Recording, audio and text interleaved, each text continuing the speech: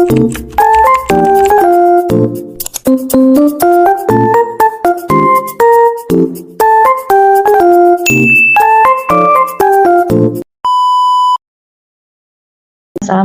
warahmatullahi wabarakatuh. Berjumpa kembali di channel YouTube kami, Dosenku.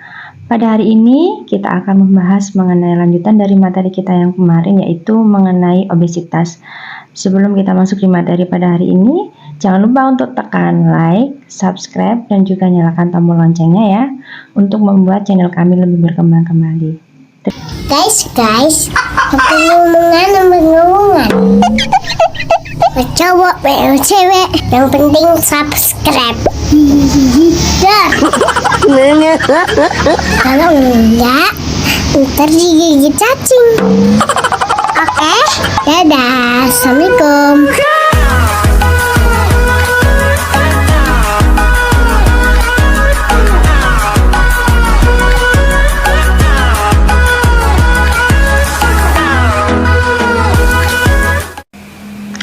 Baik, pada hari ini kita akan membahas mengenai obesitas pada remaja.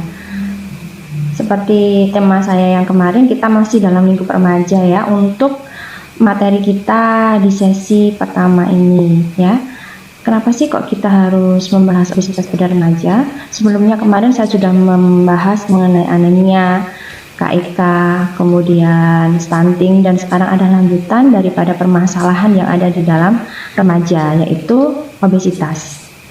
Nah, sebelumnya ini saya ulas obesitas. Definisi obesitas sendiri adalah kondisi medis di mana tubuh memiliki kelebihan lemak yang memiliki efek negatif pada kesehatan yang dapat menyebabkan berkurangnya harapan hidup atau dapat meningkatkan masalah kesehatan. Definisi ini disampaikan oleh WHO. Kemudian definisi yang kedua adalah obesitas tersebut terjadi jika banyak kalori yang masuk melalui makanan daripada digunakan untuk kebutuhan energi tubuh, yang selanjutnya energi tersebut berlebihan, kemudian akan disimpan sebagai trigliserid di jaringan lemak sehingga berat badan seseorang melebihi berat badan normal.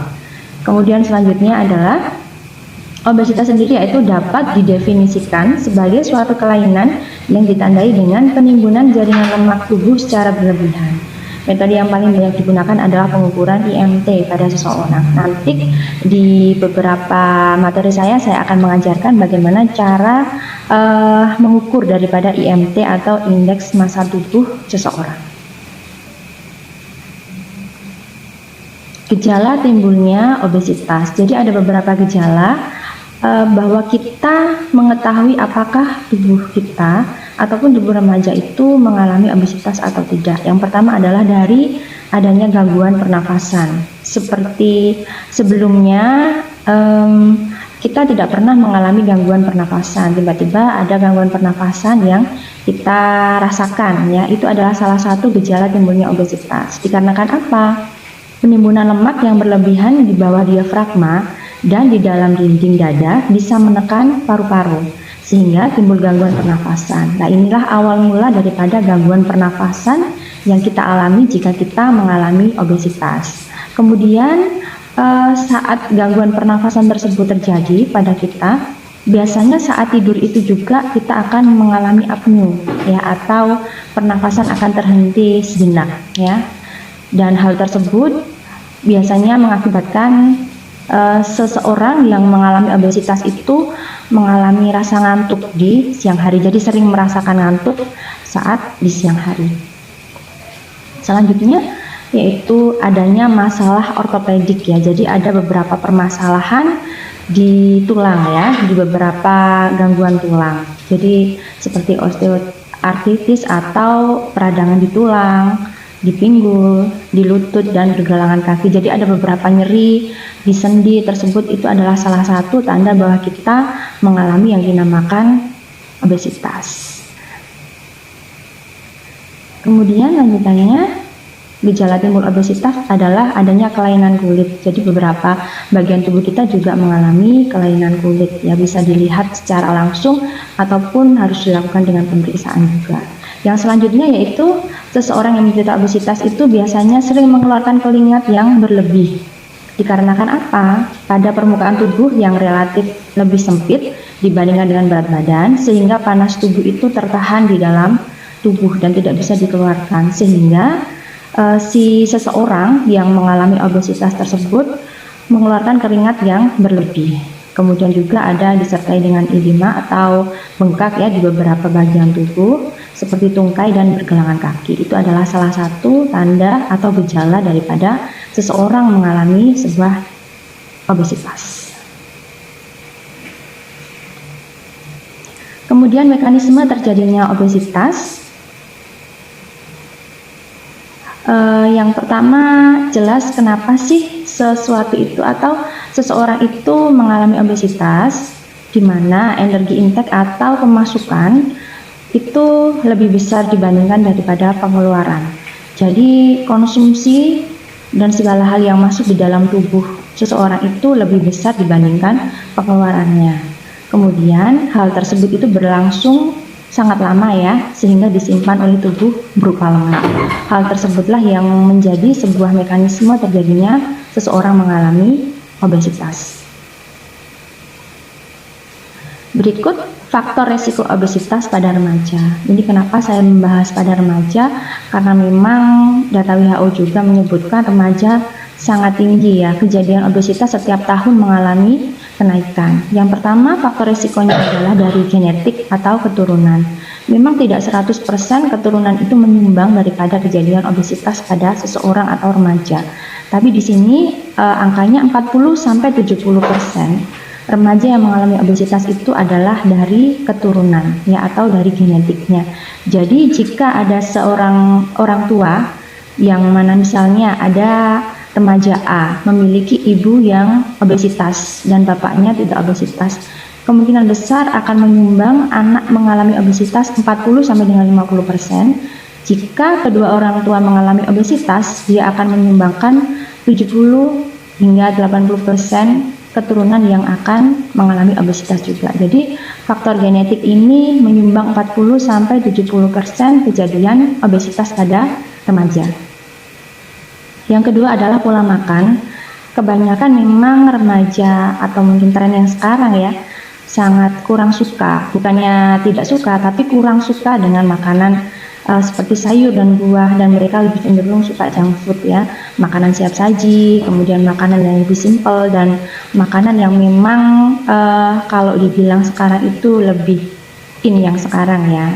Jadi mereka itu lebih menyukai hal tersebut daripada mengkonsumsi sayuran dan juga buah. Mereka lebih cenderung untuk camilan-camilan yang memiliki karbo tinggi ya. Kemudian mereka juga rata-rata, nggak semua sih ya, rata-rata sebagian besar malas untuk sarapan pagi. Mereka cenderung untuk hanya mungkin konsumsi susu atau mungkin makan roti saja, tapi nggak mau yang sarapan paginya itu depending ya, biasanya seperti itu. Kemudian faktor resiko selanjutnya yaitu sekarang adalah gaya hidup sedentary life ya, atau mager kalau bahasa gaulnya sekarang ya, mager banget nih, apalagi handphone sudah ada di genggaman. Jadi memang budaya sedentary life untuk remaja sekarang memang agak mulai meningkat juga ya daripada dulu. Jadi itu juga salah satu penyumbang faktor resiko daripada kejadian obesitas.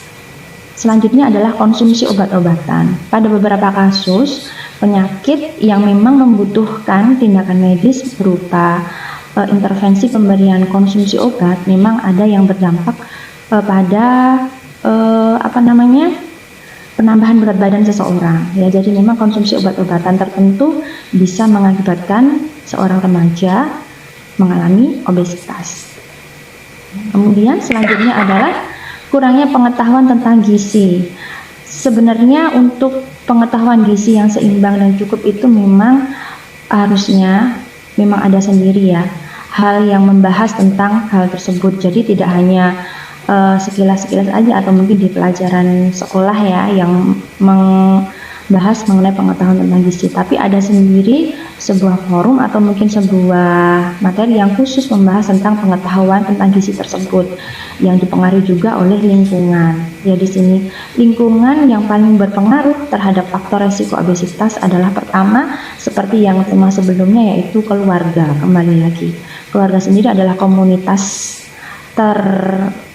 depan ya, terdini dan memang yang paling berperan penting dalam segala hal. Karena itu lingkungan keluarga juga sangat mendukung seseorang tersebut bisa mengalami obesitas atau tidak. Pola makan dalam keluarga tersebut, sajian dalam keluarga tersebut memang berpengaruh besar terhadap perkembangan remaja itu. Ya misalnya di sebuah keluarga memang tidak terbiasa mengkonsumsi sayur dan buah, dan itu pun akan terbawa oleh anak-anaknya ya, pasti akan mengikuti tren dalam lingkungan yang tercipta seperti itu. Selanjutnya adalah adanya kelainan endokrin, jadi seperti hipotiroid, sindrom Cushing, dan kelainan hipotalamus. Beberapa kelainan endokrin ini menyebabkan terganggunya metabolisme tubuh pada seseorang ya, dan ini juga akan berpengaruh pada remaja, khususnya mereka kan dalam masa tumbuh kembang yang pesat ya. Jadi memang kalau adanya kelainan endokrin ini bisa mengakibatkan salah satu daripada faktor risiko kejadian obesitas pada remaja.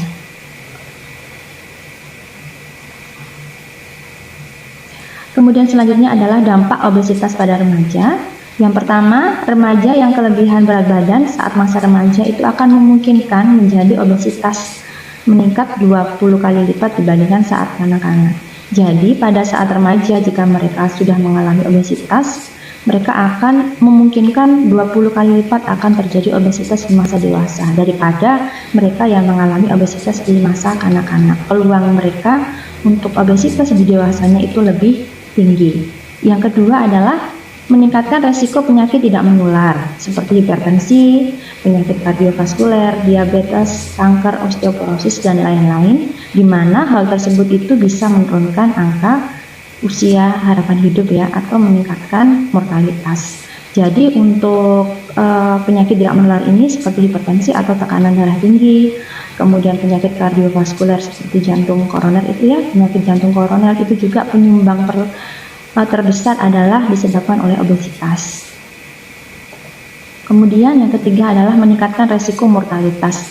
Ini berlanjutan daripada dampak yang kedua, di mana saat resiko penyakit tidak menular itu meningkat, otomatis kejadian kematian atau angka harapan hidup akan menurun, sehingga resiko mortalitas tersebut akan naik ya. Jadi jika penyakit tidak menular itu kasusnya semakin tinggi, otomatis ya akan menurunkan mortalitas orang.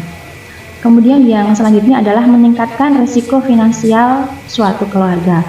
Secara otomatis ya, keluarga yang tidak mengalami atau di dalam keluarganya tidak ada permasalahan kesehatan, pasti secara finansial mereka tidak akan mengeluarkan dana kembali untuk pelayanan kesehatan. Jadi saat seseorang atau dalam suatu anggota keluarga ada yang mengalami obesitas, pasti akan menambah ya suatu pengeluaran atau finansial suatu keluarga.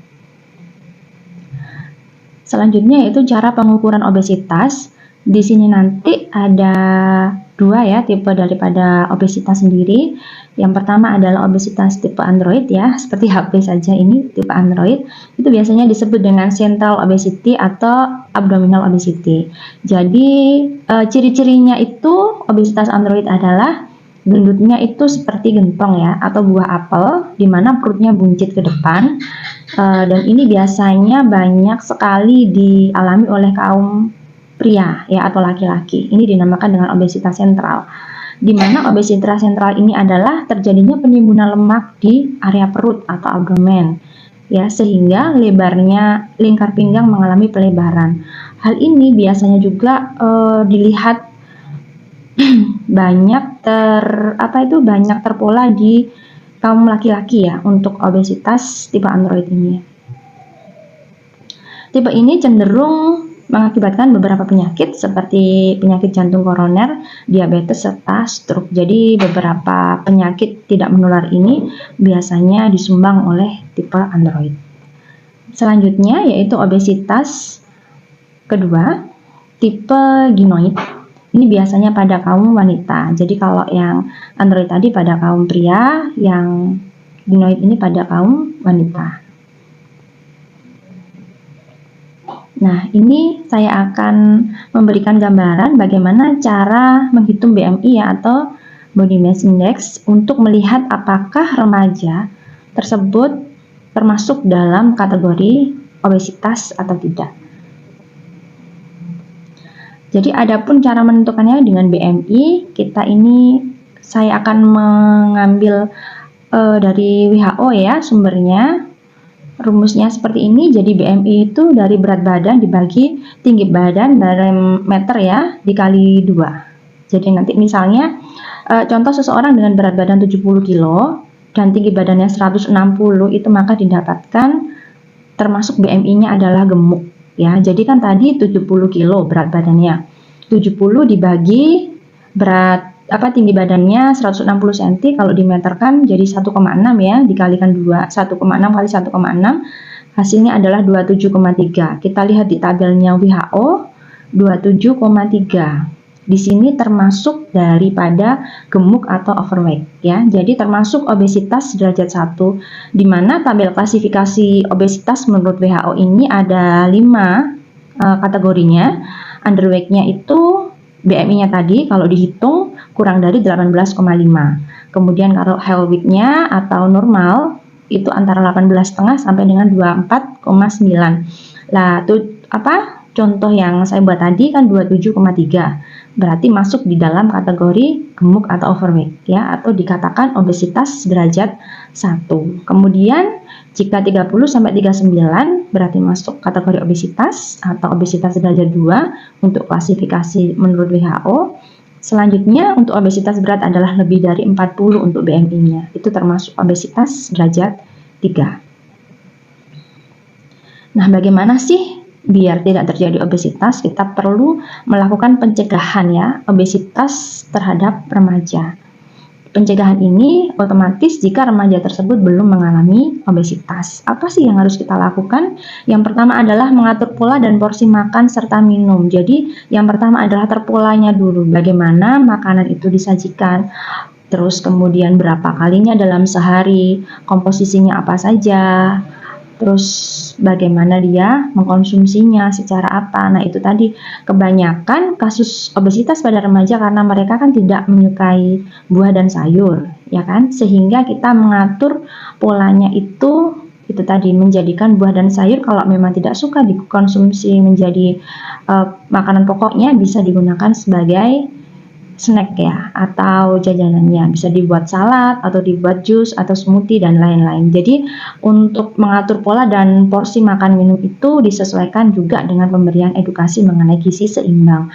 Perlunya pemberian edukasi mengenai gizi seimbang ini adalah menjadi salah satu fondasi untuk meningkatkan pengetahuan remaja mengenai bagaimana gizi seimbang yang baik untuk dirinya. Jadi mereka secara tidak langsung akan mengatur atau mengubah pola mereka dari yang suka junk food, kemudian dari yang tidak menyukai buah dan sayur, kembali lagi mereka menyukai buah dan sayur dan makanan yang seimbang.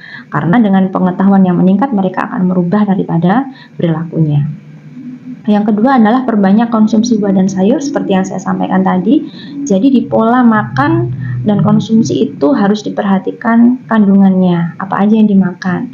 Apakah karbonya lebih banyak daripada sayur dan buah ataukah protein yang lebih banyak, itu harus dilihat kembali. Selanjutnya adalah melakukan aktivitas fisik. Tadi salah satu daripada faktor risikonya kan adanya istilahnya sekarang adalah mager ya, malas gerak ya. Jadi melakukan aktivitas fisik itu mungkin bisa dijadikan salah satu program ya di sekolah-sekolah yang ada remajanya. Itu mungkin adanya Jumat sehat ya, dilakukan senam bersama, atau mungkin ada kegiatan lain yang memang itu bersinergi dan memang dikerjakan keseluruhannya. Jadi tidak hanya melihat daripada si remajanya saja, tapi juga para tenaga pendidiknya dan juga yang ada di sekolah itu juga melakukan bersama-sama, sehingga akan tercipta suasana yang saling mendukung di lingkungan remaja tersebut. Kemudian juga hindari stres. Jelas ya, memang segala sesuatu itu bersumber daripada pikiran kita sendiri ya. Kalau kita selalu positive thinking ya, menghadapi segala sesuatunya itu pasti stres akan terhindar ya. Memang harus dihindari stres itu, bukan ditangkis ya, tapi memang harus dihindari. Jadi sebisa mungkin meminimalkan stres itu adalah salah satu langkah pencegahan daripada obesitas pada remaja, karena kembali lagi remaja itu permasalahannya sangat kompleks ya, di mana dia juga salah satunya mengalami pubertas. Di situ ada perubahan banyak ya, perubahan dalam dirinya, perubahan dalam pola pikirnya, dan masa-masa yang lebih berkembang lagi pasti akan muncul beberapa permasalahan yang dihadapinya, sehingga resiko stres itu lebih tinggi. Jadi ini kembali lagi orang tua yang harus berperan penting dalam menghindari stres terhadap remaja. Kemudian selanjutnya adalah istirahat yang cukup. Ini sangat penting sekali ya untuk menunjang daripada metabolisme tubuh, kemudian juga meningkatkan sistem imunitas pada seorang remaja. Itu tadi adalah pencegahan obesitas. Sekarang kita masuk di penanganan obesitas pada remaja. Kalau bedanya tadi, pencegahan itu adalah jika seorang remaja belum mengalami obesitas, tapi kalau yang penanganan ini adalah saat remaja sudah mengalami obesitas. Jadi penanganan pada obesitas sendiri yang pertama yaitu berikan motivasi ya. Jadi misalnya kita sudah menemui seorang remaja yang mengalami obesitas, jadi jangan sampai tambah dibully ya. Jadi kita harus memberikan motivasi, memberikan semangat. Bagaimana sih biar dia bisa kembali lagi ke berat badan yang sesuai ya. Kemudian yang kedua adalah pengaturan diet yang sesuai. Kan memang ada diet-diet tertentu yang memang untuk pada kasus obesitas. Jadi tidak bisa dilakukan sendiri. Saya nggak makan nasi, saya hanya makan telur, saya hanya makan jagung, nggak bisa seperti itu. Jadi harus ada beberapa diet yang memang diatur untuk mengembalikan tubuh biar tidak mengalami obesitas. Kemudian pola hidup sehat. Seperti yang sebelumnya juga saya sampaikan, meningkatkan PHBS ya atau pola hidup bersih dan sehat, itu juga menunjang salah satu kesehatan seseorang. Selanjutnya adalah terapi kedokteran dan pembedahan. Ini jika dia sudah itu ya, obesitas derajat 3 tadi. Jadi sudah melebihi daripada obesitas yang sangat besar sekali ya. Terapi kedokteran ini ada salah satu jurnal juga yang saya baca bisa menggunakan hipnoterapi. Sebenarnya untuk beberapa hal hipnoterapi itu bisa dikerjakan jika si remaja tersebut ya atau yang mengalami obesitas itu memang cenderung ingin dia terbebas dari obesitas ya. Jadi tidak semerta hanya pengen selesai obesitasnya atau tidak obesitas, tapi untuk terapi seperti hipnoterapi itu memang ada kesadaran juga dari pihak yang mengalami obesitas. Tapi untuk terapi kedokteran ini juga harus butuh konsultasi yang mendalam juga ya kepada tenaga medis yang berpengalaman ya. Kemudian pembedahan ini jika semua upaya yang dilakukan tidak bisa, langkah terakhir adalah dilakukan pembedahan otomatis ya, karena harus adanya sedot lemak dan lain-lain itu, sehingga BMI-nya tadi sesuai dengan yang standar. Demikian materi pada hari ini, semoga bermanfaat untuk kita semua. Sekali lagi saya ingatkan untuk ketik like, subscribe, dan juga nyalakan tombol loncengnya ya, agar channel kami bisa lebih berkembang dengan baik. Saya akhiri, wassalamualaikum warahmatullahi wabarakatuh, dan see you next time.